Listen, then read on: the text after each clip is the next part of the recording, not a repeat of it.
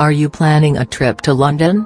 This video will showcase London attractions for people who are interested to travel as well as those who want to view it only through videos. London is Europe's largest city, spanning more than 620 square miles from its heart on the River Thames. London is Europe's most diverse metropolises. There are around 200 languages spoken within its confines, and more than 30% of the population is made up of first, second and third generation immigrants. Despite Scottish, Welsh and Northern Irish transference, London is still where the country's news and money are made. London is where the central government resides and where unsophisticated life begins. Londoners' sense of superiority causes enormous resentment in the regions, but it is undeniable that the capital has a great measure of success in most walks of British life. Most of the major attractions in Europe is located in London. London boasts 4 World Heritage Sites, 238 attractions that are free to enter, so there's nowhere else in the world where you can see so much for so little.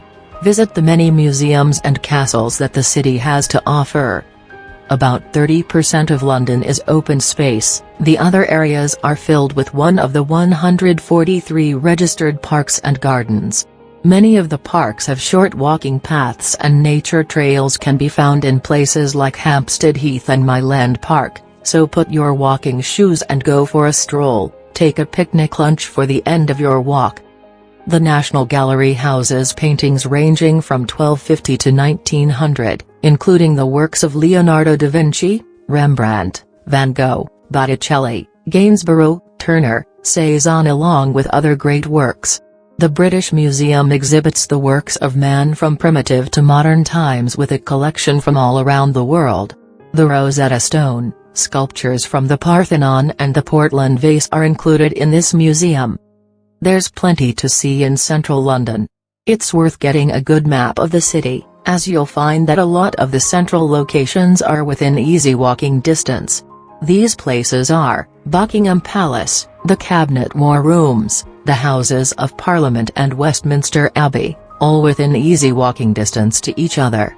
That means that you can cover those attractions relatively easily. In fact, once you get to the Houses of Parliament, you'll also be able to see the London Eye, which is also easily reached by crossing Westminster Bridge. Pre-book attractions where possible. When it comes to spending a weekend in a city, it's important to be organized.